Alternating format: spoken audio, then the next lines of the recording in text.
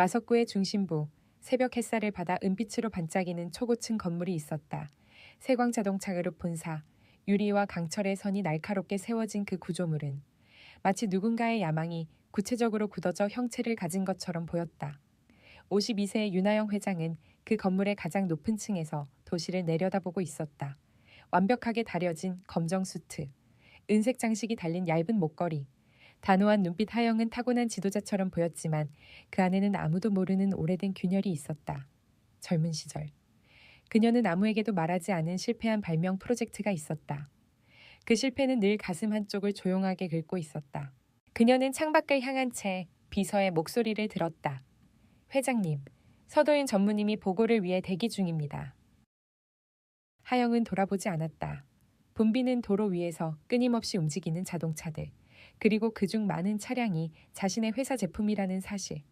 그것은 늘 그녀에게 책임과 압박을 동시에 안겨주었다. 들어오세요. 문이 열리자 서도윤 전무가 들어왔다.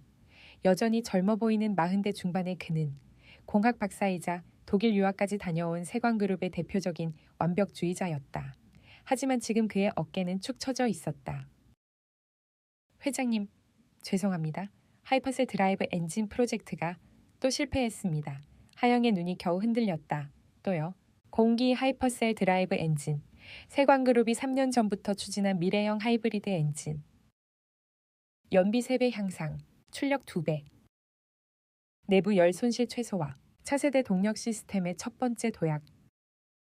모든 것이 완벽해 보였지만 단 한 가지 문제. 조립 실기 단계에서 발생하는 정체불명의 진동이 모든 것을 망치고 있었다.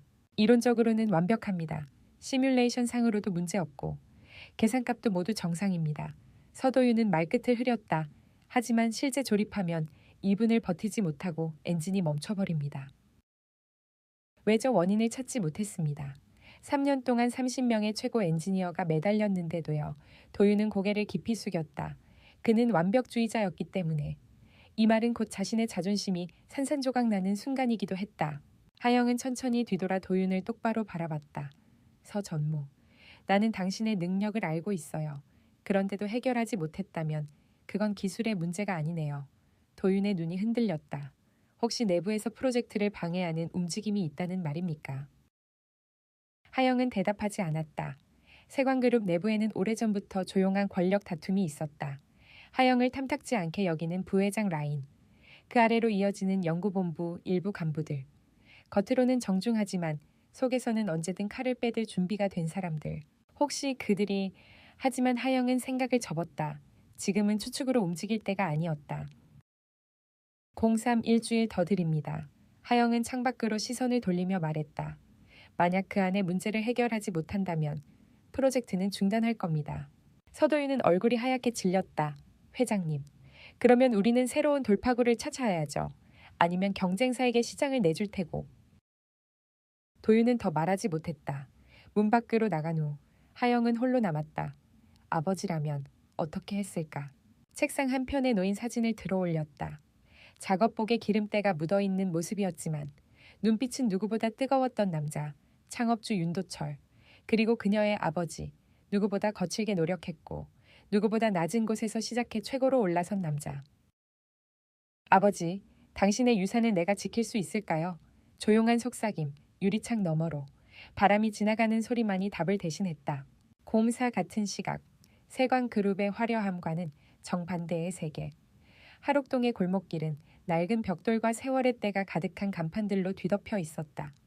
빽빽하게 붙은 건물 사이로 희미한 햇빛이 겨우 스며들고 골목 어귀마다 작은 빨래들이 바람에 흔들리고 있었다. 이곳 한 구석에 오래된 정비소가 하나 있었다. 한기상 자동차 공업사.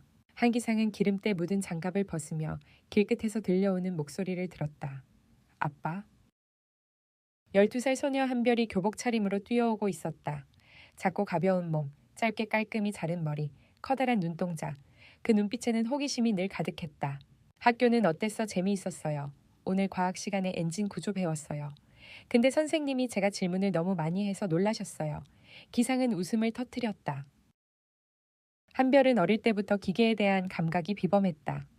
3살 때는 정비소에서 기어를 만지작거렸고 5살에는 작은 나사들을 직접 끼우고 뺄 수 있었다. 기상은 외로이 딸을 혼자 키우고 있었지만 한별은 그에게 빛과 같았다.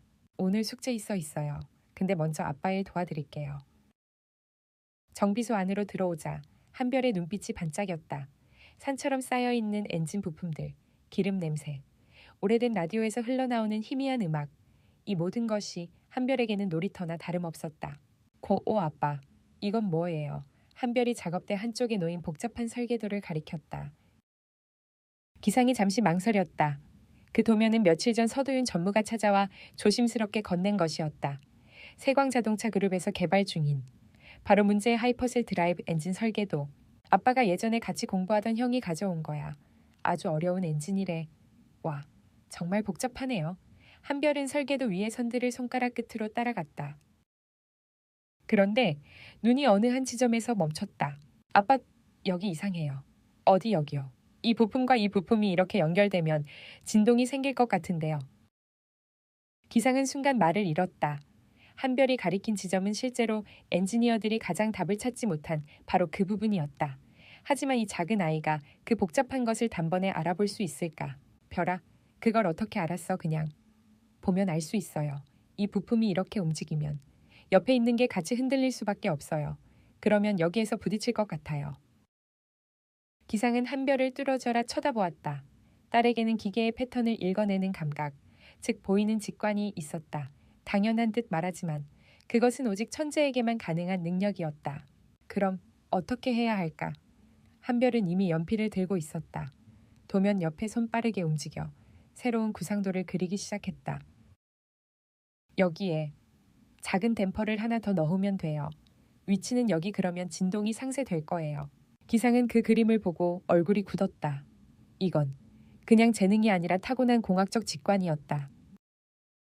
별아, 이거 정말 대단한데 별로 어렵지 않아요. 그냥 느껴지니까. 바로 그때 정비소 문이 열렸다. 문턱을 밟는 발걸음이 무겁고 지쳐 있었다. 서도윤이었다. 06 도윤은 의자에 털썩 앉으며 말했다.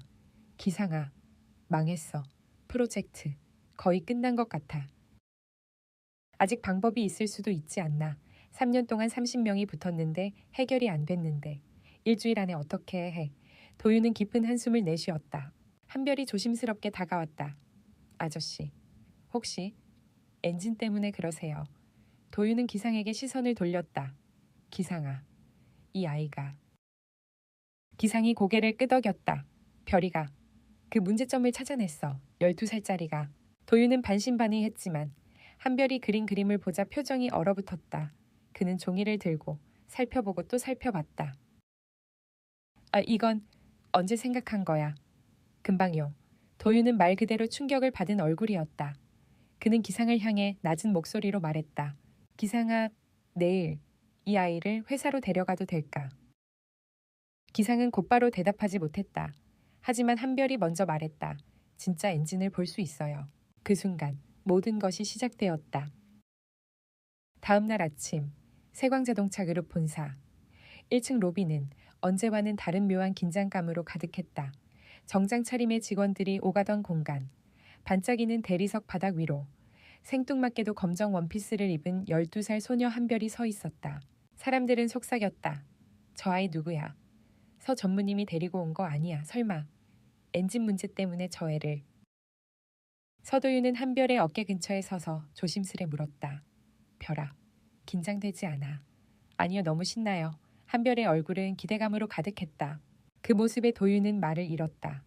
자신은 이 문제 때문에 몇 달 동안 악몽을 꾸며 지냈는데 이 어린 소녀는 아무렇지 않게 즐거워하고 있었다. 이 아이 도대체 뭐지? 엘리베이터가 본사 최상층 근처에서 멈췄다. 문이 열리자 하얗게 빛나는 연구동 복도가 나타났다. 그리고 그 끝에는 전자잠금이 걸린 세광 R&D 최고 연구실이 있었다. 문이 열리고 그 안에서 30명 가까운 엔지니어들이 모두 고개를 돌렸다. 그들의 시선이 한별에게 향했다. 일부는 놀란 눈빛, 일부는 비웃음. 서 전무님, 저 아이가 누구죠? 혹시 엔진 본다고 했던 그 소녀 농담이겠지. 그러나 도윤은 굳은 표정으로 말했다. 이 아이가 문제점을 찾았을 수도 있습니다. 한 번만 지켜봐 주세요. 하지만 그것을 믿는 이는 거의 없었다. 공이 그때 연구실 문이 또 한 번 열리며 묵직한 발소리가 울렸다. 모든 사람이 자세를 바로 했다. 윤하영 회장이었다. 흰색 정장을 완벽하게 갖춰 입고 얇은 힐이 바닥을 차며 리듬처럼 울렸다. 그녀는 한별 앞에서 멈췄다. 이름이 뭐라고 했지? 한별입니다. 나이는 12살이요. 하영은 미세하게 웃었다. 그 웃음에는 냉소와 호기심, 그리고 약간의 회의가 섞여 있었다. 서 전무, 설마 이 아이가 3년 동안 30명의 엔지니어가 해결 못한 문제를 해결했다고 말하고 싶은 건 아니겠죠. 서도윤은 말없이 고개를 숙였다. 대신 대답은 한별이 했다. 해볼 수는 있어요. 그 당당한 목소리에 연구실 전체가 술렁였다. 하영은 비웃듯이 말했다. 좋아. 그럼 이렇게 하죠. 그녀는 팔짱을 끼고 엔진 앞쪽으로 걸어가며 말했다. 15분, 이 시간 안에 엔진을 고치면 인정할게요. 하지만 못하면 이것은 그냥 어린아이의 호기심일 뿐이겠죠. 도윤이 급히 말했다. 회장님, 그건 서전무. 당신이 데리고 왔으니 책임지세요. 한별은 흔들림 없이 말했다. 좋아요. 15분이면 충분해요. 하영의 눈빛이 아주 미세하게 흔들렸다. 이 아이, 정말 두려움이 없었다. 03 한별은 조심스럽게 자신의 작은 가방을 열었다. 안에서 나온 것은 작고 낡은 망치, 작은 드라이버 세트, 연필, 그리고 손바닥만 한 공책. 엔지니어들은 흐끗 웃었다. 저런 장난감 공구로 뭘. 아이를 데려올 게 아니라 장비를 가져왔어야지. 하지만 한별은 아무 말도 듣지 못한 듯 엔진 앞에 섰다. 마치 거대한 금속 덩어리와 단둘이 대면하는 듯한 표정이었다. 한별은 말했다. 먼저 소리를 들어볼게요. 엔지니어 한 명이 어이없다는 듯 말했다. 엔진이 꺼져 있는데 무슨 소리. 그 순간 한별은 엔진 표면을 망치로 톡톡 두드리기 시작했다. 각기 다른 금속음, 울림의 길이, 진동의 잔향. 그 모든 것을 한별은 듣고 있었다. 그녀만의 특별한 감각, 기계가 내는 미세한 패턴을 읽는 능력.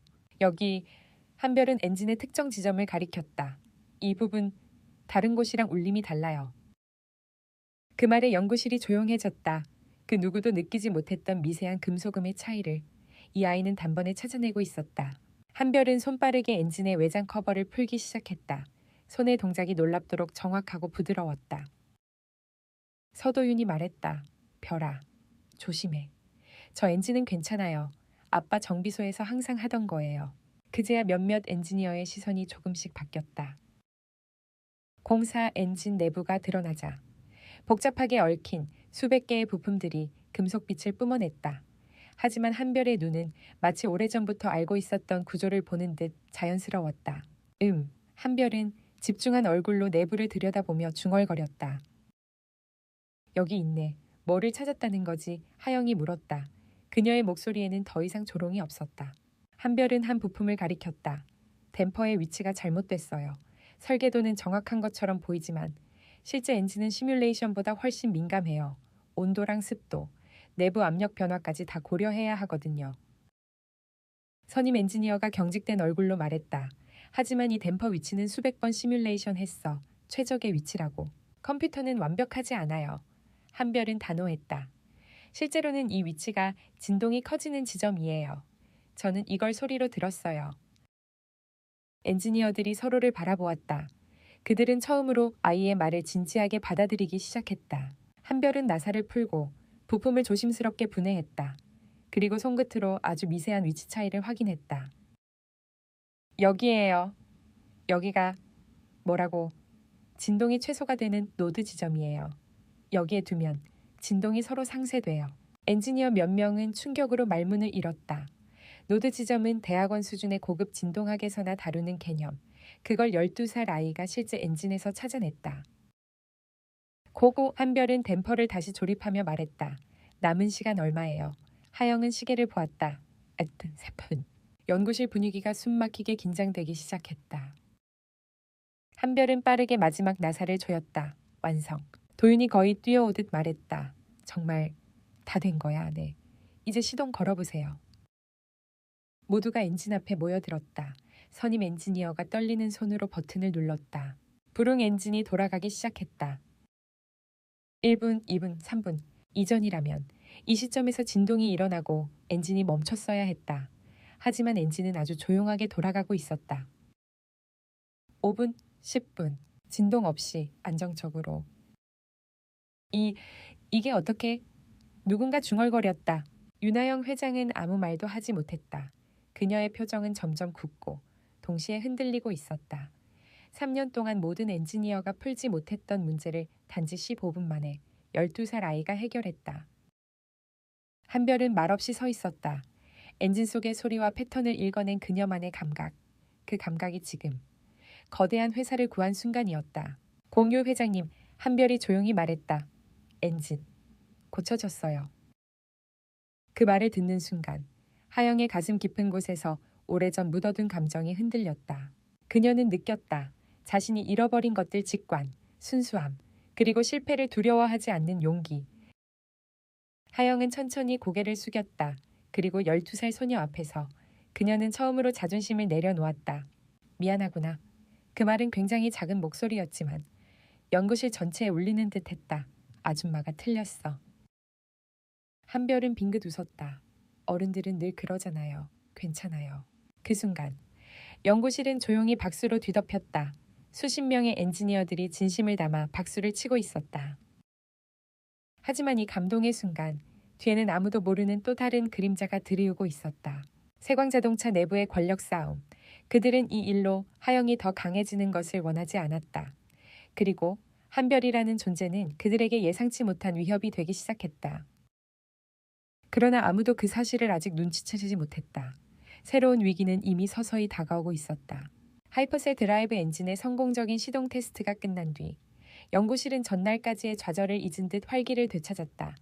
엔지니어들은 서로 손을 맞잡고 기쁨을 나눴고 일부는 아직도 믿을 수 없다는 표정으로 엔진을 바라보고 있었다. 하지만 정작 그 중심에 있어야 할 사람, 회장 윤하영은 말없이 연구실을 빠져나갔다. 그녀의 발걸음은 빠르지도 느리지도 않았지만 묘하게 무거웠다. 13년 전 자신이 처음으로 실패를 맛본 그 날처럼 가슴 깊은 곳이 서늘했다. 토살라에게 내가. 그녀는 머릿속으로 그 말을 끝내지 못했다. 자존심 때문만이 아니라 자신의 과거가 떠올랐기 때문이었다. 젊은 시절 하영은 누구보다 열정적인 발명가였다. 남들이 불가능하다고 말하던 엔진 구조를 밤새다시피 고민했고 100번 넘는 실패에도 늘 다시 시작했다. 하지만 어느 날 자신의 연구 결과를 믿었던 회사에서 너무 위험하다는 이유로 프로젝트를 무산시켰다. 그리고 그 책임은 오롯이 그녀에게 돌아왔다. 그때 그녀는 깨달았다. 세상은 천재를 좋아하지 않는다. 성공한 천재만 좋아한다는 것을. 그 상처는 시간이 지나도 아물지 않았다. 그래서 그녀는 하이퍼셀 드라이브 프로젝트에 집착했고 어린아이가 그걸 해결해버린 지금 과거의 실패가 다시 자신을 향해 기어오르는 것 같았다. 엘리베이터 문이 닫히자 하영은 긴 숨을 내쉬었다. 그리고 차갑게 중얼거렸다. 이 아이 대체 어디에서 온 거지? 그때 엘리베이터가 멈추기 직전 그녀의 스마트워치가 진동했다. 보낸 사람은 부회장 권창민. 메시지 내용은 단 한 줄이었다. 회장님, 반드시 확인해야 할 정보가 있습니다. 제게 시간을 주십시오. 하영의 눈빛이 얇게 가늘어졌다. 또 시작이구나.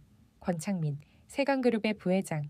겉으로는 그녀에게 충성하는 듯 보였지만 오래전부터 회장 자리를 노리고 있는 사람이었다. 그는 회사의 미래보다는 자신의 권력을 더 걱정하는 인물이었다. 지금은 아냐. 하영은 메시지를 지워버렸다. 내부에 또 다른 그림자가 있다. 그 그림자가 이 작은 아이를 이용하려 한다면 그녀는 그 어떤 손도 잘라낼 준비가 되어 있었다. 공이 한편 연구실에서는 혼자 남겨진 한별이 엔진의 내부 구조를 다시 확인하고 있었다. 엔진 속에서 나는 아주 미세한 공명음이 여전히 들리는 듯은 했다. 그 소리를 들을 수 있는 사람은 거의 없었다. 하지만 한별에게는 기계의 숨결과도 같은 존재였다. 벼락, 서도윤이 다가왔다. 오늘 정말 대단했다. 한별은 쑥스러운 듯 웃었다. 그냥 소리가 들려서요. 도윤은 그 말이 너무 단순해서 오히려 소름이 끼쳤다. 이 아이에게는 기계가 말하는 것이 들리는 것처럼 보였다. 몇몇 엔지니어도 다가왔다. 아까는 의심과 조롱으로 가득했던 그들의 얼굴이 지금은 존경과 호기심으로 가득했다. 별아, 혹시 진동이 왜 생기는지 우리한테 좀 더 자세히 설명해 줄 수 있어. 여기 이 부품 말이야. 우리는 수백 번 계산했는데. 한별은 머뭇거리다가 말했다. 계산이 틀린 건 아니에요. 그냥 컴퓨터가 모르는 게 있어서 그래요. 컴퓨터가 모른다고. 네, 기계는 항상 똑같지가 않아요. 온도, 공기, 엔진이 숨쉬는 방식, 그런 걸 다 계산하기는 어렵잖아요. 엔지니어들은 완전히 말을 잃었다. 한별이 말하는 방식은 아주 단순하지만 그 속에는 놀라운 통찰이 담겨 있었다. 도윤은 문을 바라보며 말했다. 별아, 회장님이 널 보자고 하셨어. 회장실에서 기다리고 계실 거야. 한별은 살짝 긴장한 듯 눈을 깜빡였다. 엄청 화나신 건 아니겠죠. 도윤은 웃으며 말했다. 아니야, 걱정하지 마. 하지만 사실 그는 장담할 수 없었다. 회장 윤하영은 어떤 사람에게도 쉽게 마음을 열지 않는 인물이었다. 03 세광 본사 꼭대기층 회장실. 한별은 도윤과 함께 문을 열고 들어갔다. 넓은 창문 너머로 마석구의 정형이 펼쳐지고 있었다. 유리와 금속을 깎아서 만든 듯한 하영의 책상 위에는 정갈하게 정리된 문서 몇 개와 작은 액자 하나가 놓여 있었다. 그 액자 속엔 젊은 시절의 하영과 낡은 작업복을 입은 그녀의 아버지가 함께 서 있었다. 그리고 하영은 그 사진을 보고 있었다. 왔니? 하영이 조용히 말했다. 한별은 고개를 숙였다. 안녕하세요, 회장님. 엔진을 고친 건 우연이었니? 하영의 질문은 아주 단순했지만 그 안에는 몇 가지 감정이 뒤섞여 있었다. 부정, 경계, 충격, 그리고 작게 남은 의심. 아니에요. 한별은 솔직하게 말했다. 그냥 소리가 달랐어요. 그래서 잘못된 부분이 보였어요. 하영은 천천히 한별에게 다가왔다. 굽이 높은 힐이 바닥에 규칙적인 소리를 냈다. 그녀는 한별의 눈높이에 맞추기 위해 몸을 굽혔다. 별아, 네, 너는 대체 어떻게 그런 걸 느끼는 거니? 한별은 잠시 고민하다가 말했다. 기계는 다 자기 목소리가 있어요. 아픈 곳이 있으면 아프다고 말하고 힘든 곳이 있으면 힘들다고 말해요. 어른들은 그걸 잘 못 들어요. 그런데 저는 그냥 들려요. 그 순간 하영의 눈빛이 아주 미세하게 흔들렸다. 그녀는 오래전 잊어버렸던 목소리를 떠올렸다. 젊은 시절 자신도 기계의 흐름을 읽고 소리의 패턴을 직감하는 감각이 있었다. 그 감각은 회사와 정치, 책임과 실패 속에서 어느새 사라져 버린 것이었다. 그래, 하영은 조용히 말했다. 넌 정말 특별하구나. 그러나 뒤이어 들린 목소리는 그녀의 개인적인 감동을 허락하지 않았다. 회장님, 긴급 보고드립니다. 비서가 허둥지둥 문을 열고 들어왔다. 하영의 눈매가 날카로워졌다. 무슨 일입니까? 비서는 잠시 망설이다가 말했다. 경쟁사인 타나베 모터스가 우리 하이퍼셀 엔진과 거의 동일한 구조의 하이브리드 셀 오맥스S 엔진을 방금 발표했습니다. 연구실이 아닌, 회장실이 아닌 회사 전체의 공기가 흔들리는 순간이었다. 공사 뭐라고요? 하영의 목소리는 얼음처럼 차가웠다. 우리 기술과 90% 이상 유사하다는 평가가 나오고 있습니다. 언론에서도 세관 기술이 유출된 것 아니냐는 의혹이. 하영은 말을 끊었다. 지금 당장 관련 자료 모두 회장실로 가져오세요. 그리고 법무팀, 보안실 전원 대기시키세요. 비서는 급히 뛰어나갔다. 한별은 어리둥절한 표정으로 하영을 바라보았다. 회장님, 무슨 일이에요? 도윤이 중얼거렸다. 기술 유출입니다. 누군가가 회사 내부 정보를 밖으로 흘렸다는 뜻이야. 한별은 충격과 혼란으로 얼굴이 굳었다. 저 때문인가요? 아니야. 도윤은 곧바로 말했다. 그럴 리 없어. 하지만 그 순간 회장 하영의 눈이 아주 잠시 흔들렸다. 아주 작은 움직임이었지만 그 찰나의 흔들림은 한별에게 깊숙이 박혔다. 정확한 사실을 조사해야 한다. 하영은 차갑게 말했다. 감정적으로 판단할 수 없네. 도윤은 점점 불안해졌다. 회장은 분명 이 아이를 보호하고 싶어 했지만 권력과 압박이 몰려올 때 그녀는 종종 냉정함을 가장한 차가움을 선택했다. 그리고 바로 그때 또 하나의 방문이 열렸다. 부회장 권창민이 나타났다. 그는 짧게 인사한 뒤 부드럽지만 차가운 목소리로 말했다. 회장님, 이 상황 그냥 넘길 수는 없겠군요. 그리고 그의 시선이 향한 곳은 엔진을 고친 12살 소녀 한별이었다.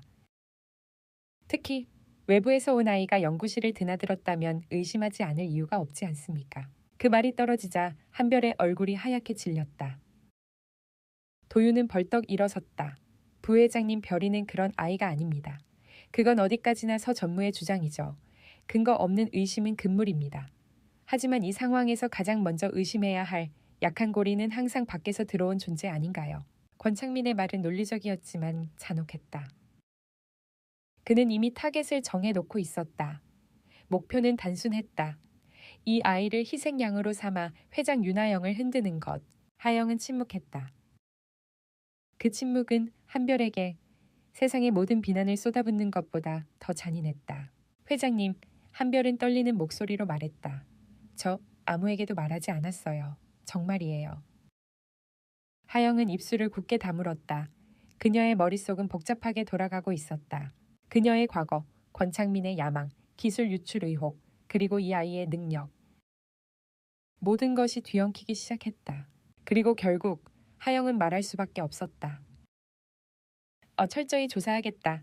그 말은 한별을 보호하겠다는 약속일 수도, 반대로 어떤 책임도 지지 않겠다는 선언일 수도 있었다. 12살 소녀에게는 그 차이를 이해할 겨를도 없었다. 다만 하영의 침묵이 자신을 향한 의심처럼 느껴졌다는 것만은 분명했다. 그 순간 한별의 눈동자에 처음으로 두려움이라는 감정이 스며들었다. 공고 그날 오후 세광자동차 연구동의 분위기는 완전히 바뀌었다. 아침까지만 해도 한별을 칭찬하던 엔지니어들은 서로 시선을 피했고 혹은 일부러 말 걸지 않으려 했다. 저 애가 혹시 정보를 흘린 건 아니겠지. 그냥 너무 우연이잖아. 오늘 아침에 엔진 고치고 오후에 경쟁사 발표라니. 사람들은 이유 없이 불안할 때 가장 어린 존재를 먼저 의심하는 법이다. 한별은 조용히 책상 한쪽에 앉아 작은 공책에 그림을 그리고 있었다. 하지만 손이 자꾸 떨렸다. 서도윤이 다가왔다. 별아, 괜찮아. 네, 거짓말이었다. 한별은 태어나서 이렇게 크게 의심받아 본 적이 없었다. 누군가를 속이거나 사람에게 상처를 준 적도 없었다. 그런데도 모두가 자신을 피하고 있었다. 도윤은 애써 미소 지으며 말했다. 걱정하지 마. 금방 진실이 밝혀질 거야. 하지만 그의 눈빛은 그 자신조차 확신을 갖지 못하고 있다는 것을 보여주고 있었다. 한별은 고개를 들어 연구실 사람들을 바라봤다. 아까까지 웃던 얼굴들이 지금은 차갑게 거리를 두고 있었다. 아무도 그녀에게 다가오지 않았다. 그때 연구실 문이 천천히 열렸다. 윤하영이었다. 모두가 긴장하며 일어섰다. 하영은 조용히 주변을 둘러본 뒤 한별을 바라보았다. 그녀는 표정을 숨기고 있었지만 그 눈빛에는 여러 감정이 뒤섞여 있었다. 의무, 압박, 책임, 그리고 두려움. 그리고 그 감정의 무게는 12살 아이에게 버거울 만큼 무거웠다. 하영은 말했다. 한별아, 잠시 나와 이야기 좀 하자. 한별은 천천히 자리에서 일어났다. 그 순간 연구실은 누구도 웃지 못했고 누구도 숨을 제대로 쉬지 못했다. 한별의 작은 발걸음이 마치 거대한 회사를 흔드는 폭풍의 시작처럼 느껴졌다. 그 누구도 몰랐다. 오늘의 이 순간이 세광자동차 전체의 운명을 뒤바꾸는 거대한 파도의 시작이라는 것을. 세광자동차 본사 45층. 회장실 맞은편에 있는 작은 응접실. 탁자 위에는 따뜻한 차가 데워져 있었지만 이 방의 공기는 얼음처럼 차가웠다. 한별은 소파에 가만히 앉아 있었다. 손가락이 무릎 위에서 자꾸 꼼지락거렸다. 평소 같으면 기계 그림이나 기어 도형을 그렸을 텐데 지금은 연필을 쓸 힘조차 나지 않았다. 잠시 후 문이 열리고 윤하영 회장이 들어왔다. 표정은 평소처럼 절제되어 있었지만 그 안에는 분명히 무언가 복잡한 감정이 숨어 있었다. 별아, 기다렸지. 아니에요. 목소리가 아주 작았다. 하영은 천천히 별 앞에 앉았다. 그녀는 무언가 말하려다 잠시 멈췄다. 그리고 조심스럽게 입을 열었다. 별아, 네가 오늘 엔진을 고친 건 정말 대단했어. 그건 누구도 부정할 수 없는 사실이야. 한별은 고개를 끄덕였다. 하지만 마음 깊은 곳에서 불안이 부글거렸다. 칭찬이 나온 직후에는 언제나 그 다음 말이 따라온다는 것을 어린 나이임에도 이미 배워버린 탓이었다. 하영은 이어 말했다. 하지만 지금 상황이 너무 복잡해졌어. 기술이 유출되었다는 의혹이 있고 경쟁사는 우리보다 앞서 발표해버렸어.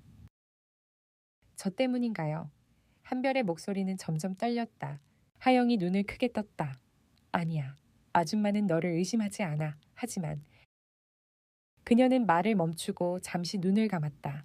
회사 안에는 너를 이용하려는 사람들이 있어. 너를 지렛대로 삼아 나를 흔들려는 사람들. 한별은 고개를 들었다. 부회장님 때문에요. 하영은 미묘하게 고개를 끄덕였다. 그 사람은 기회만 있다면 나를 회장 자리에서 끌어내리려고 해. 그리고 지금 타나베 모터스의 발표는 그들에게 너무 좋은 명분을 만들어줬지. 한별은 자신이 이해할 수 없는 온갖 정치 이야기에 휘말린 느낌이었다. 단지 엔진을 고치고 싶었을 뿐인데 갑자기 거대한 바람 가운데 떨어진 기분이었다. 그럼 저는 어떻게 해야 해요? 아무것도 하지 않아도 돼. 하지만 미안하게도 당분간 너는 주목을 받을 거야. 한별의 손이 움찔 떨렸다. 하영은 그 모습을 보고 아주 작은 목소리로 말했다. 별아, 두려워하지 마. 그녀가 손을 내밀어 별의 손등을 가볍게 덮었다. 내가 너를 지킬 거야. 그 말은 따뜻했지만 그 안에는 설명하기 어려운 불안이 함께 담겨 있었다. 그리고 바로 그때 문이 또 한 번 노크도 없이 열렸다. 회장님, 권창민 부회장이었다. 하영의 눈이 살짝 차가워졌다. 허가 없이 들어오지 말라고 했죠. 창민은 태연한 표정으로 말했다. 긴급한 사안입니다. 회장님도 알고 계셔야 합니다. 그의 눈길이 한별에게로 이동했다. 표정은 웃음이었지만 그 웃음은 칼날처럼 차가웠다.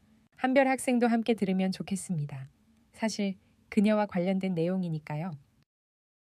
그 말에 한별의 심장이 철렁 내려앉았다. 창민은 태블릿을 켜서 테이블 위에 올렸다. 화면에는 여러 문서 파일과 그래프, 엔진 구조 사진이 나열되어 있었다. 이것은 오늘 오전 타나베 모터스가 발표한 하이브리드 셀 YX 엔진 구조 자료입니다. 그 말에 하영은 태블릿을 잡으며 자료를 넘겼다. 눈이 점점 좁아졌고 얼굴이 굳어갔다.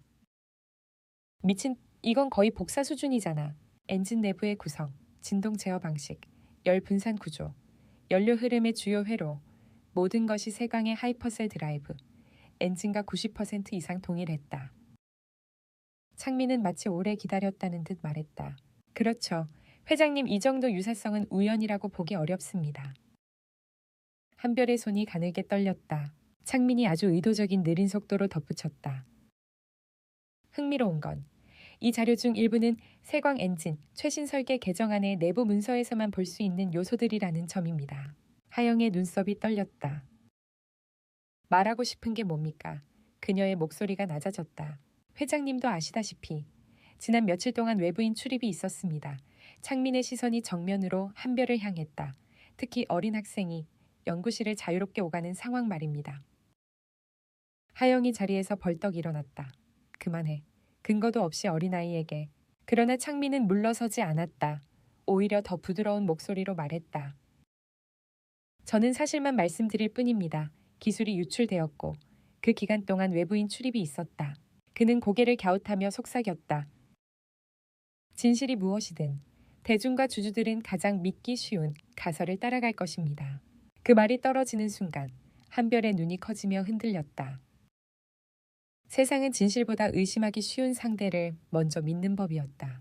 하영은 한 걸음 내디디며 말했다. 부회장, 당신이 지금 뭘 노리는지 내가 모를 줄 알아요. 창민은 가볍게 웃었다. 저는 회장님을 도와 회사의 명예를 지키고 싶은 것뿐입니다. 그리고 그 과정에서 책임질 사람이 필요하겠죠. 그는 마지막 말을 천천히 강조했다. 누가 가장 적당할까요? 그 순간 방 안의 공기는 무너지는 빙벽처럼 차갑게 살았다. 하영은 더 이상 말하지 않았다. 대신 깊고 날카로운 눈으로 창민을 응시했다. 한별은 숨을 쉬는 것조차 힘들었다. 머리가 멍해지고 손끝에서 감각이 사라지는 것 같았다. 내가 회사에 피해를 준 걸까? 그녀의 가슴 속에 작고 날카로운 불안이 스며들기 시작했다. 해가 기울 무렵 연구동에서는 보안팀과 알고리즘 분석팀이 긴급 소집되었다. 세광의 연구 자료, 출입 기록, 서버 로그가 전부 뒤져지고 있었다. 사람들은 피곤함과 불안 속에서 서로를 의심했다. 서도윤은 한별을 사람들의 시선으로부터 벗어나게 하려고 빈 회의실로 데려갔다. 조용한 방에서 한별의 작은 어깨가 떨리고 있었다. 저 때문에 회사가 이렇게 된 거예요. 도윤은 고개를 저었다. 아니야, 절대 아니야. 기술을 훔친 사람은 따로 있어. 그러나 그의 눈빛은 위로가 되기엔 너무 흔들리고 있었다. 그때 회장실에서는 중대한 사실이 밝혀지고 있었다. 기술 유출의 실체, 로그, 접근 기록, 외부 반출 시간. 그리고 그 중심에는 단 한 사람, 최동영 선임 연구원. 하영은 즉시 보안팀을 호출했다. 지금 바로 확보하세요. 그리고 절대 부회장에게 먼저 알리지 마세요. 20분 뒤, 최동영은 연구동에서 붙잡혔다. 그는 회장실에서 결국 무너져 내렸다. 저는 부회장님 지시를 받았습니다. 그 말이 떨어진 순간 윤하영의 눈빛이 마침내 얼음처럼 갈라졌다. 부회장이 지시했다고요. 최동영은 울먹이며 고개를 끄덕였다. 네. 그날 회장실의 공기에는 폭풍의 전조가 가득했다. 그리고 같은 시각 연구동 복도에서는 권창민 부회장이 어둠처럼 다가오고 있었다. 그의 표적은 단 하나. 거대한 회사의 균열을 막아낸 12살 소녀 한별. 세광자동차 연구동의 복도는 마치 숨을 쉬지 않는 것처럼 적막했다. 형광등이 길게 늘어진 그림자를 바닥에 들이우고 그 사이로 권창민 부회장이 천천히 걸어오고 있었다. 그의 구두 끝에서 울리는 단단한 금소금이 하나씩 연구실 문을 건드리듯 울렸다. 그 음은 마치 어둠 속에서 자신이 원하는 먹잇감을 찾아가는 사냥꾼의 리듬 같았다. 창민의 눈은 이미 한 곳을 향해 있었다. 한별. 그 소녀의 존재는 그에게는 위험 요소 이상이었다. 그녀는 예측 불가했고 회장 윤하영이 마음을 흔들게 만드는 강력한 변수였다. 그리고 무엇보다 그 소녀는 자신의 계획을 망가뜨릴 가능성이 있었다. 저 아이는 없어져야 한다. 그는 속으로 중얼거렸다. 무엇을 의미하는지 자신만 알고 있었다. 문을 지나칠 때마다 엔지니어들이 재빨리 고개를 숙이며 그를 피했다. 권력의 냄새는 사람을 본능적으로 움츠러들게 했다. 창민은 연구동 끝자락에 있는 빈 회의실 문 앞에서 멈췄다. 그리고 문을 열었다. 안에는 서도윤과 작은 테이블에 앉아 창밖을 바라보고 있는 한별이 있었다. 도윤은 깜짝 놀라 자리에서 일어났다. 부회장님. 창민은 부드럽게 웃었다. 하지만 그 웃음은 차갑고 얇았다. 서 전무 수고가 많습니다. 그의 시선은 이내 한별로 옮겨갔다. 그리고 우리 작은 천재도 여기 있었군요. 한별은 긴장된 표정으로 자리에서 살짝 일어났다. 안녕하세요, 부회장님. 창민은 다가오며 말했다. 그래, 별이. 오늘 하이퍼슬 엔진을 고친 건 정말 대단한 일이었어. 박수를 받아 마땅하지. 하지만 그의 칭찬은 금속처럼 차갑게 식은 채였다. 도윤이 조심스레 말했다. 부회장님, 지금 별이는 잠시 우리 둘만 이야기할 수 있을까? 도윤의 얼굴이 굳었다. 안 됩니다. 왜 현재 조사 중입니다. 회사 외부인인 별이를 혼자 두는 건 적절하지 않습니다. 창민은 천천히 도윤에게 다가갔다. 거의 속삭이듯 말했다. 서 전무, 당신은 지금 회장의 명령을 거스르려는 건가? 그 말에 도윤의 표정이 굳었다. 회장의 명령이라는 말, 그 말의 의미는 명확했다. 창민은 회장의 뜻인 것처럼 포장하고 있었다. 하지만 이건 순전히 그의 자의적인 압박이었다. 도윤은 결국 한숨을 내쉬었다. 별아, 괜찮겠니? 한별은 조용히 고개를 끄덕였다. 네, 조금만 이야기하고 올게요. 창민은 미소 지었다. 좋구나. 그럼 잠시 산책이라도 하자. 복도를 걷는 동안 한별은 자꾸만 손이 떨렸다. 창민은 옆에서 천천히 걸으며 말했다. 별아, 너 혹시 아까 회장님께 들었지? 회사에 반갑지 않은 일이 일어났다는 것. 네. 그리고 지금 너에 대한 의심도 있다는 것. 한별의 걸음이 멈췄다. 저 정말 그런 일이랑 아무 상관없어요. 창민은 고개를 끄덕였다. 물론이지. 나는 믿고 싶어. 정말 믿고 싶어. 그는 한별의 눈을 깊게 바라보았다. 하지만 말이야, 별아. 이 큰 회사에서는 사실이 중요하지 않을 때가 많다. 중요한 건 누가 책임을 지는가야. 한별의 눈이 커졌다. 책임이요. 그래, 창민은 마치 친절하게 설명하듯 말했다. 문제가 생기면 손가락은 항상 약한 곳을 향하게 되어 있어. 그는 천천히 덧붙였다. 그리고 지금 가장 약한 곳은 바로 너야. 그 말은 칼처럼 가슴을 찔렀다. 저 잘못한 게 없는데요. 알아. 하지만 사람들은 네가 뭘 했는지보다 네가 누구인지를 먼저 본단다. 한별의 표정이 일그러졌다. 눈가에 뜨거운 물기가 맺히기 시작했다. 왜 저를 그런 식으로 보세요? 왜냐고 창민은 미소를 거두고 차갑게 낮은 목소리로 말했다. 너는 회장을 약하게 만드는 존재니까. 그 말은 한별의 숨을 먹게 했다. 회장은 지금 흔들리고 있어. 너 같은 존재 때문에 그녀가 흔들리면 회사 전체가 흔들려. 그의 눈빛에는 잔인한 진실 한 조각이 박혀 있었다. 그래서 너는 이 회사에 있어서는 안 되는 변수야. 한별은 뒷걸음질 쳤다. 저 아무것도 안 했어요. 맞아. 그래서 더 위험하지. 창민은 손을 뻗어 한별의 어깨 위에 올리려 했다. 하지만 그 순간 부회장님, 목소리가 복도 끝에서 날카롭게 울렸다.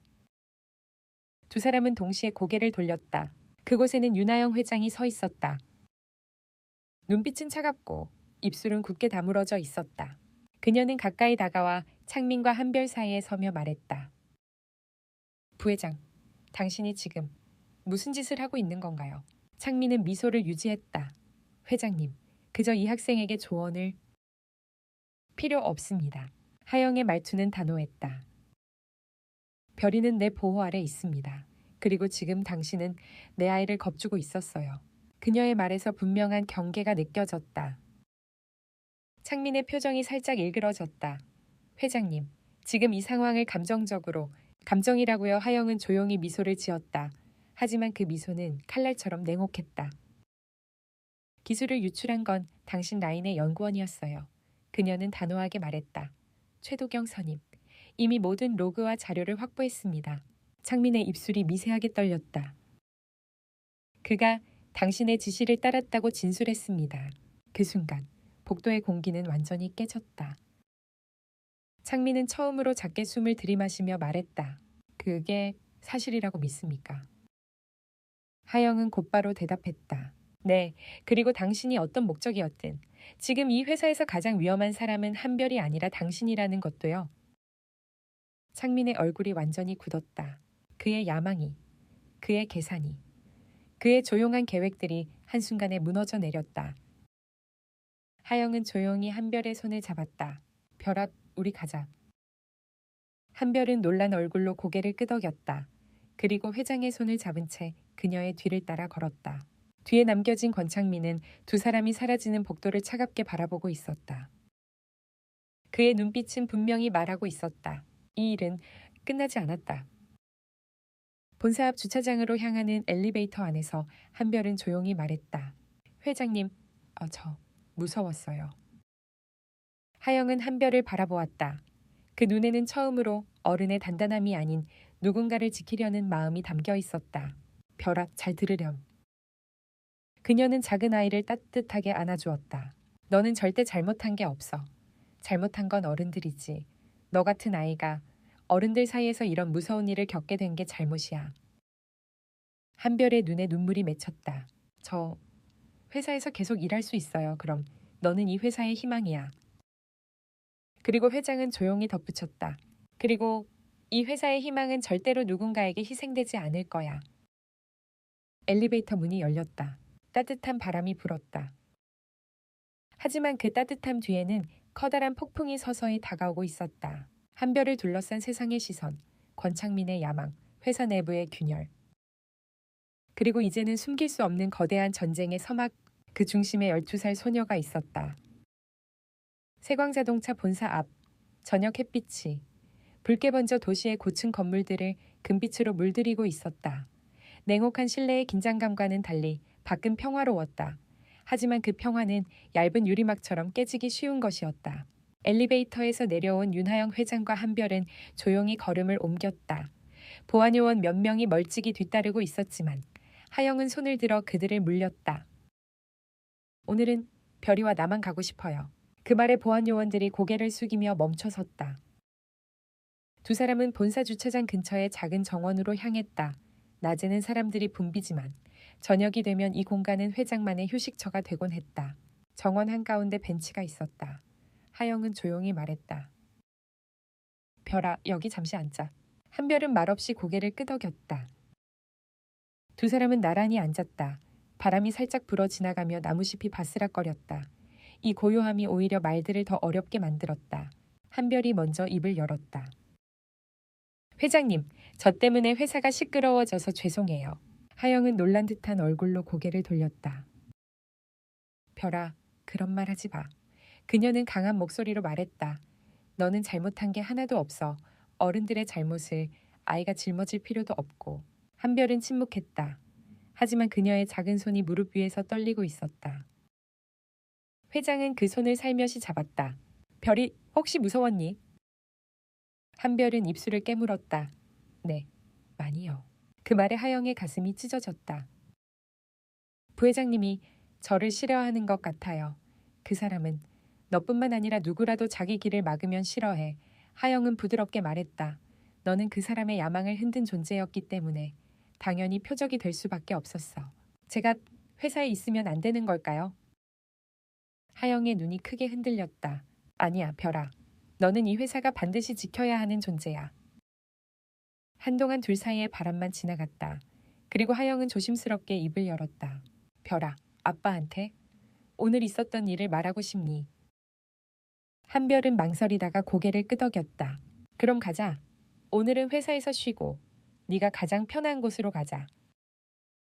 두 사람은 본사 지하에서 검은색 세단을 타고 천천히 움직이기 시작했다. 마석구의 화려한 빛을 지나 점점 오래된 건물들이 늘어선 하록동 방향으로 향하는 길. 차 안은 잠시 조용했다. 하지만 그 침묵은 무겁지 않았다. 한별이 숨을 내쉴 때마다 작은 떨림이 느껴졌고 하영은 그런 아이를 지켜보고 있었다. 회의실에서 부회장님이 저보고 약한 골이래요. 그 말에 하영은 이를 꽉 물었다. 그건 그 사람의 방식일 뿐이야. 왜 어른들은 약한 사람을 먼저 의심해요. 아이가 던진 질문은 너무 순수했고 그래서 더 가혹하게 가슴을 찔렀다. 하영은 답하지 못했다. 그녀도 안다. 어른들은 책임을 회피하려고 항상 가장 약하고 말하기 쉬운 사람에게 손가락질한다는 것을. 하지만 그 사실을 이 어린아이가 이렇게 빨리 깨달아 버렸다는 것이 너무나 마음 아팠다. 별아, 어른들이라고 해서 다 똑똑한 건 아니야. 어떤 어른은 아이보다 더 어리석어. 그 말에 한별이 고개를 기울였다. 정말요, 정말이야. 하영은 창밖을 바라보며 낮게 중얼거렸다. 어른이라고 해서 모두 옳은 건 아니야. 가끔은 무언가에 매달리고 두려워하고 자기 이익만 보는 어른들도 있어. 그때 차가 하록동 입구에 도착했다. 정비소 앞에는 희미한 조명이 켜져 있었고 문 밖에서 한기상이 바쁜 손으로 바퀴 하나를 정리하고 있었다. 한별을 본 순간 그는 얼굴이 환하게 밝아졌다. 별아, 오늘도 일찍 왔네. 그때 기상은 뒤에서 내리는 하영을 보더니 표정이 굳었다. 회장님. 하영은 예의 바른 미소를 지으며 고개를 숙였다. 늦은 시간에 갑작스럽게 찾아뵈어서 죄송합니다. 아닙니다. 어서 들어오세요. 정비소 안으로 들어오자 기름 냄새와 금속 열기가 익숙하게 느껴졌다. 한별은 그 냄새만 맡아도 긴장이 조금 풀어지는 듯했다. 기상은 걱정스러운 표정으로 딸을 바라봤다. 별아, 무슨 일 있었니? 얼굴이 좀 안 좋아 보인다. 한별이 말하려다 주저하자 하영이 조용히 대답했다. 제가 이 아이에게 너무 많은 부담을 준 것 같아요. 무슨 말씀이신가요? 기상의 표정이 심각해졌다. 하영은 상황을 차근차근 설명하기 시작했다. 기술 유출 사건, 타나베 모터스의 발표, 부회장의 음모, 그리고 한별에게 향한 억울한 의심까지. 기상의 손이 테이블을 잡고 있는 힘이 점점 세졌다. 끝까지 다 들은 후 그는 낮고 떨리는 목소리로 말했다. 제 딸을 그런 위험한 일에 끌어들인 겁니까? 그 말은 흥분이라기보다는 분노를 참고 누른 듯한 목소리였다. 죄송합니다. 하영은 진심이 담긴 목소리로 말했다. 그런 일이 일어날 줄 저도 예상하지 못했습니다. 기상은 딸의 어깨를 감싸 안았다. 한별의 몸이 작게 떨리고 있었다. 회장님, 저는 제 딸이 다치는 건 절대 참을 수 없습니다.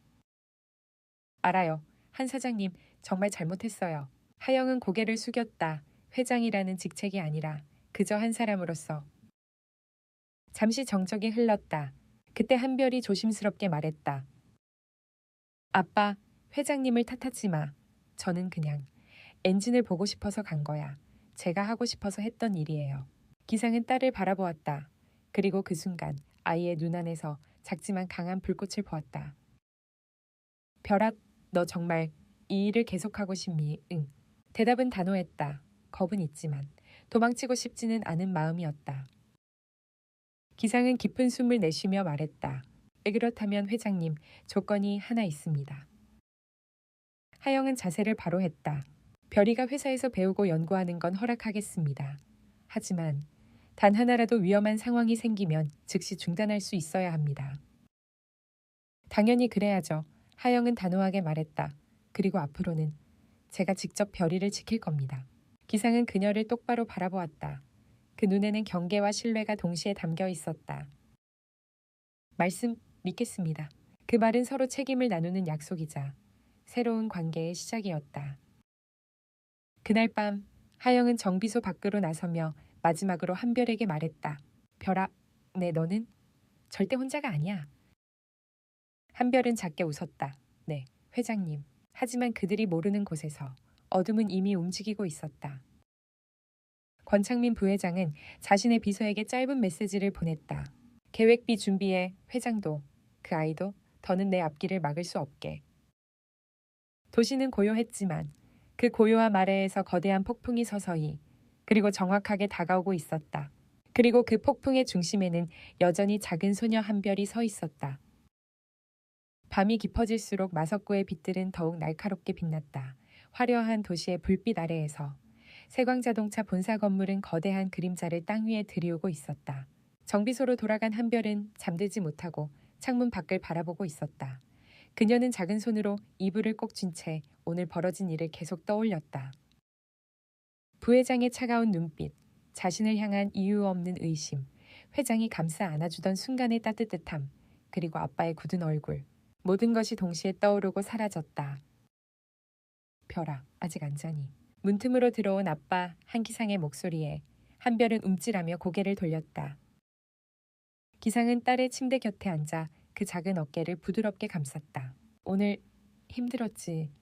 괜찮아졌어. 괜찮아 보이지는 않아. 한별은 아무 말도 하지 않았다.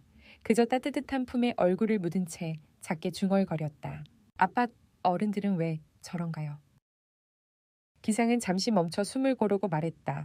별아, 어른들은 가끔 자기 자신을 지키기 위해 약한 사람에게 화살을 돌리기도 해. 그럼 저한테 왜요? 너는 어른들이 생각하는 그 약한 사람이니까. 한별은 고개를 떨군 채 작게 말했다.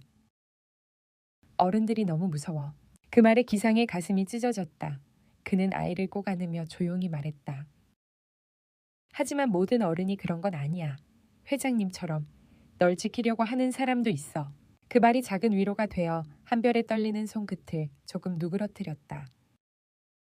기상은 딸의 눈을 바라보며 말했다. 별아, 네가 하고 싶다면 어떤 어려움이 와도 아빠가 같이 버텨줄게. 그 말에 한별은 처음으로 아빠의 품에서 작은 웃음을 지어 보였다. 응, 고마워요. 그날 밤 한별은 비로소 눈을 감았다. 하지만 그 아이가 잠든 동안 도시 어딘가에서는 또 다른 그림자가 움직이고 있었다. 권창민의 비밀회의, 세광자동차그룹 부회장실, 밖에서는 아무런 인기척도 느껴지지 않았지만 실내에서는 은밀한 회의가 진행되고 있었다. 조명을 반 정도만 켜둔 채 창민은 책상 앞에 서서 서너 명의 측근들을 바라보고 있었다. 계획비 준비는 어떻게 되어가고 있지? 비서팀장이 긴장된 목소리로 대답했다. 부회장님, 내부에서 회장님을 견제할 논리를 확보하고 있습니다. 고위 임원 몇 명도 조용히 우리 편을 들고 있고요. 창민은 느린 박자로 책상 표면을 두드렸다. 그 아이는 비서가 조심스럽게 말했다. 회장과 함께 움직입니다. 보안도 강화된 상태입니다. 창민의 눈에 미세한 불쾌함이 스쳤다. 역시 윤하영이다. 아직도 감정에 휘둘리다니. 그는 차갑게 미소 지었다. 어린애 하나 때문에 회사 운영이 흔들리는 건 용납할 수 없다. 그의 말은 고요하지만 잔혹했다. 회장을 압박하려면 약점을 건드려야 한다. 비서가 조심스레 물었다. 내 약점이라면 그 아이를 말씀하십니까? 창민은 가만히 웃었다. 위험하고 얇은 미소였다. 약점은 약점대로 쓰는 거다. 직접 손댈 필요는 없어. 그는 모니터에 몇 가지 도표를 띄웠다. 언론, 여론, 그리고 내부 여론. 창민은 손가락으로 그 세 가지 요소를 가리켰다. 이걸 이용하면 회장은 더 이상 그 아이를 보호할 수 없을 거야.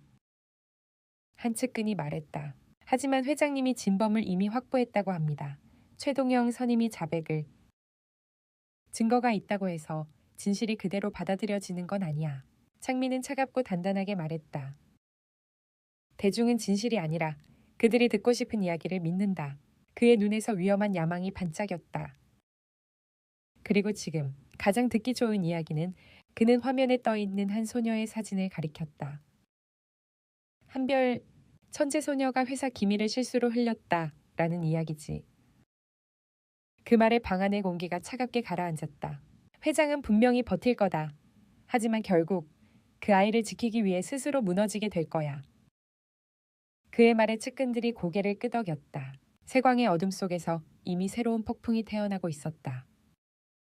새벽의 연구소. 다음 날 새벽 연구동은 아직 어둠에 잠겨 있었다.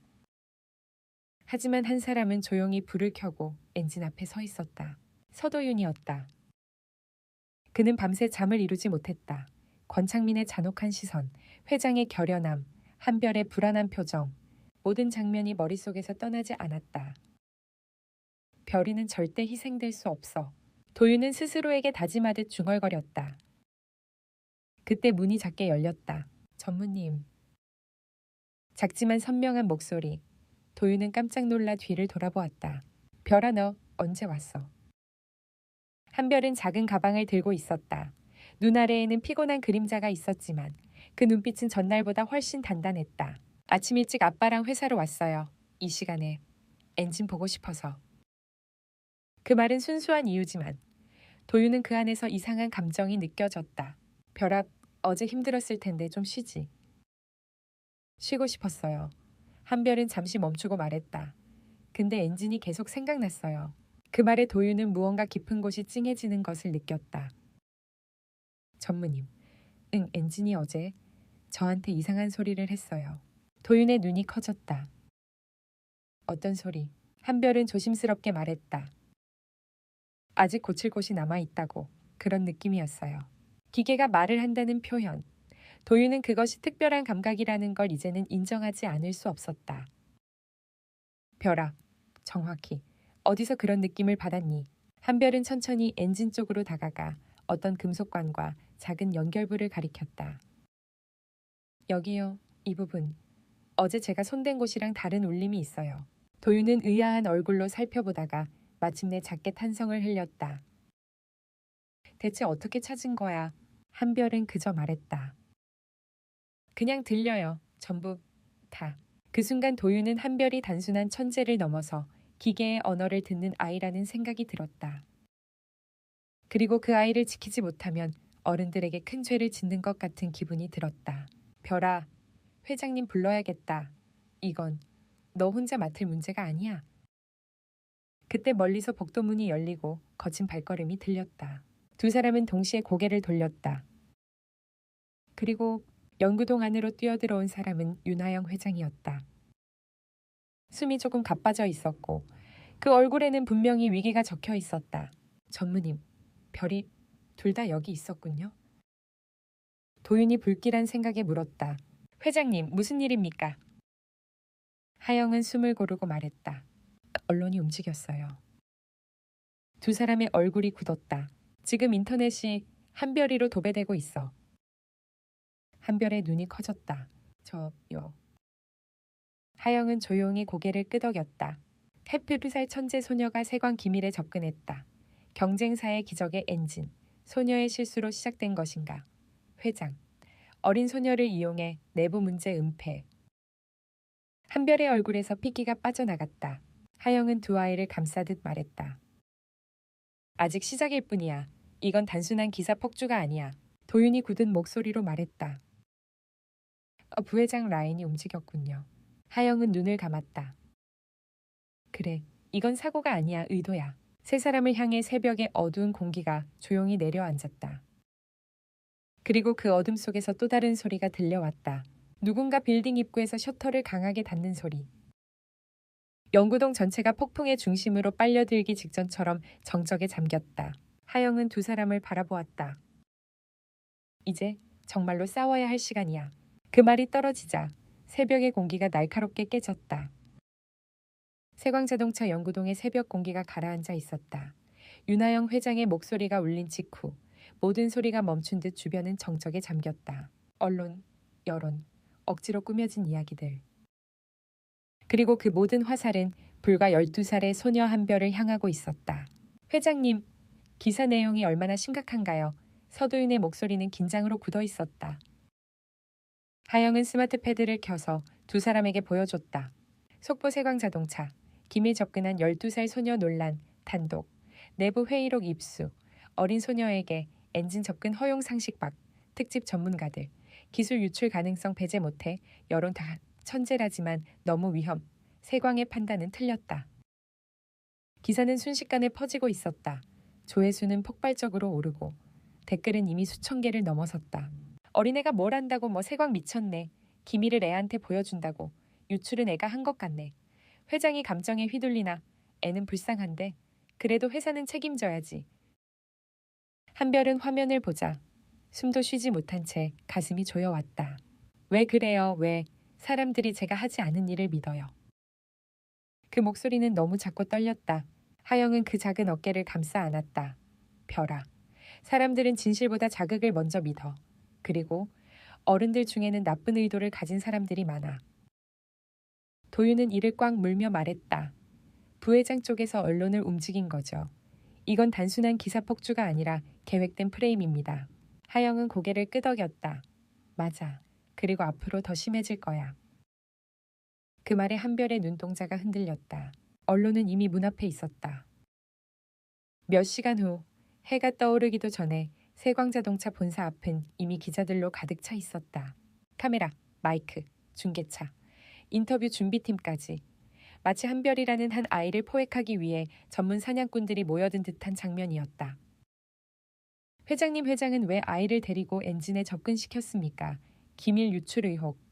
책임 어떻게 지실 겁니까? 그 소녀. 지금 어디 있습니까? 세광의 새로운 실험 대상입니까? 기자들의 목소리는 사냥개가 냄새를 맡고 짖는 것처럼 날카롭고 탐욕적이었다.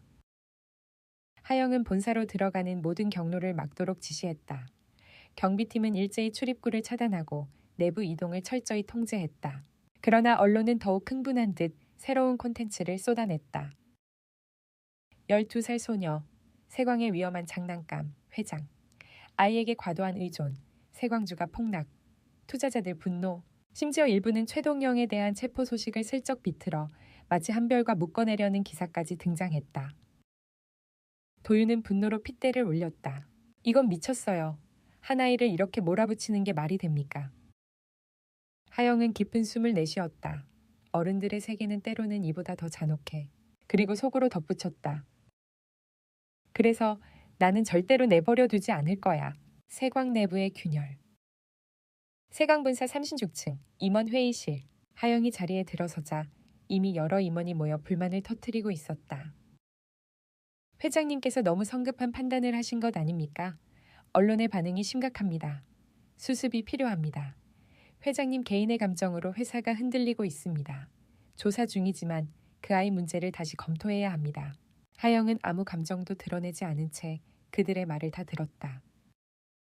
그러나 마지막 줄, 회의실 맨 끝에서 조용히 앉아있던 한 임원이 말했다. 회장님, 아이를 잠시 연구동 출입 금지시키는 건 어떠십니까? 당분간만이라도. 하영의 눈빛이 무섭게 흔들렸다. 그 순간 책상이 탁 소리를 내며 울렸다. 서도윤이 주먹을 내리친 것이다. 그 말은 곧 한별에게 책임을 묻겠다는 거 아닙니까? 회장이 잠시 그를 바라봤다. 도윤의 눈에는 분노와 절망이 동시에 담겨 있었다. 그 아이는 단 하나도 잘못하지 않았습니다. 오히려 회사의 생명을 살린 아이예요. 임원 하나가 냉소적으로 말했다. 하지만 대중은 그렇게 생각하지 않습니다. 도윤은 맞받아쳤다. 대중이 틀린 겁니다. 그 말은 정확했지만 너무 순수했고 그래서 더 아프게 들렸다. 임원들의 냉정한 시선이 한별의 얼굴을 비난하는 듯했다. 하영이 천천히 일어섰다. 말도 안 되는 소리. 그녀는 단호하게 말했다. 내 책임은 내가 집니다. 회장의 책임을 12살 아이에게 전가하자는 말입니까? 회의실 전체가 조용해졌다. 하영은 전원을 둘러보며 말했다. 한별은 우리 회사의 미래입니다. 그 아이에게 손가락질하는 순간 여러분은 스스로 자존심을 짓밟는 겁니다. 임원들은 아무 말도 하지 못했다. 하지만 그 침묵 속에는 분명히 불만과 두려움 그리고 계산이 감돌고 있었다. 한별, 흔들리다. 같은 시각 연구동 작은 회의실에서는 한별이 홀로 앉아 창밖을 바라보고 있었다. 노을을 닮은 빛이 유리창을 타고 내려왔다. 한별은 속삭였다. 엔지는 제가 잘못한 거 아니라고 했는데. 그녀는 자신의 감각을 믿고 있었다. 엔진이 고쳐졌던 그 순간. 그것은 분명 정답이었다. 하지만 세상은 그녀의 감각이 아무리 정확해도 아무리 선해도 전혀 신경 쓰지 않았다. 저 회사를 망치고 있는 걸까요? 어린 목소리가 너무나 연약했다. 그때 문이 열리고 도윤이 들어왔다. 별아, 여기 있었구나. 한별은 조용히 말했다. 전무님, 제가 정말 잘못한 게 하나도 없나요? 도윤은 잠시 숨을 삼킨 뒤 아이의 눈높이에 맞춰 앉았다. 별아, 잘 들어. 너는 회사에 필요한 사람이고 어른들이 잊어버린 걸 다시 떠올리게 하는 존재야. 근데 왜 모두가 저를 무서워하거나 싫어해요? 그건 너무 뛰어나기 때문이야. 한별은 이해하지 못한 얼굴이었다. 너처럼 기계를 깊이 읽는 아이는 없거든. 어른들은 자기보다 뛰어난 걸 보면 경계하거나 무서워해. 그 말에 한별의 눈이 조금씩 굳어졌다. 회장님도 그래요. 도윤은 고개를 저었다. 아니야, 회장님은 널 무서워하는 게 아니라 너를 지켜야 한다고 생각하는 거야. 한별은 입술을 꼭 다물었다. 그때 멀리서 엔진의 낮은 공명음이 들리는 듯했다. 아주 멀리, 아주 미세하게. 그녀의 감각이 다시 깨어나기 시작했다. 전무님, 엔진이 또 말하고 있어요. 도윤의 눈이 커졌다. 뭐라고? 위험하대요. 그 말에 도윤은 오싹한 전율이 몸을 타고 올랐다. 어떤 위험? 한별은 천천히 대답했다. 엔진이 누군가에게 조작당했대요. 도윤은 숨이 멎을 뻔했다. 장난이 아니지. 진짜요. 어제랑 울림이 달라요. 도윤은 급히 연구동 제어실로 향했다. 한별이 따라와 말했다. 전무님, 부회장님, 저를 이렇게 만든 거 아닐까요? 도윤은 대답하지 못했다. 하지만 그 순간 연구동 전체의 경보등이 붉게 점등됐다. 삐삐삐. 경고 엔진 테스트 챔버의 비인가 조작 감지. 스피커에서 기계음이 울렸다. 한별이 숨을 멎은 채 속삭였다. 엔진이 위험하다고 했어요. 도윤은 완전히 확신했다. 별아, 너 말이 맞아. 누군가 엔진을 망치려고 한 거야. 그리고 그 누군가는 이미 예상 가능한 사람이었다. 권창민의 계획실. 잠시 후 세광 R&D 보안실. 감시 카메라 화면이 빠르게 돌고 있었다. 그리고 한 화면, 누군가 정장에 모자를 눌러 쓴 채 엔진 테스트 룸에 잠입하는 장면이 포착됐다. 멈춰. 도윤이 소리쳤다. 보안 요원들이 화면을 확대했다. 그러나 얼굴은 마스크로 가려져 있었다.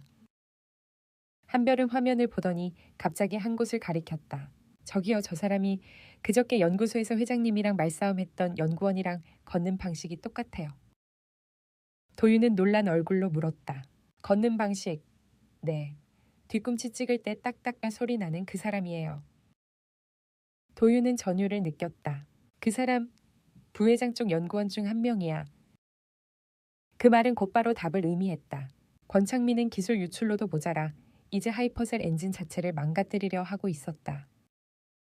계획 시 엔진을 망가뜨려 프로젝트를 폭파시키고 회장 책임으로 몰아가려는 거야. 한별이 떨리는 목소리로 말했다. 저 때문에 더 심해지는 거예요. 도윤은 단호히 고개를 저었다. 아니야, 별이 덕분에 우리가 알아낸 거야. 그리고 그 순간 보안 스피커에서 새 목소리가 들렸다. 윤하영이었다. 모두 주목하세요. 그녀의 목소리는 냉철했지만 어디엔가 깊은 분노가 소용돌이쳤다. 부회장이 하는 짓 이제 그만 끝내겠습니다. 도윤이 한별을 바라봤다. 별아, 준비됐어. 한별은 두 주먹을 꽉 쥐었다. 넵. 그 눈빛은 여전히 불안으로 흔들리고 있었지만 그 속에서 작고 뜨거운 용기가 빛나고 있었다. 하영은 마지막으로 말했다. 이제 우리가 방역할 시간입니다. 영구동 전체의 침묵이 폭풍처럼 뒤집혔다. 그리고 세광자동차의 운명이 뒤바뀌는 결정적인 순간이 다가오고 있었다.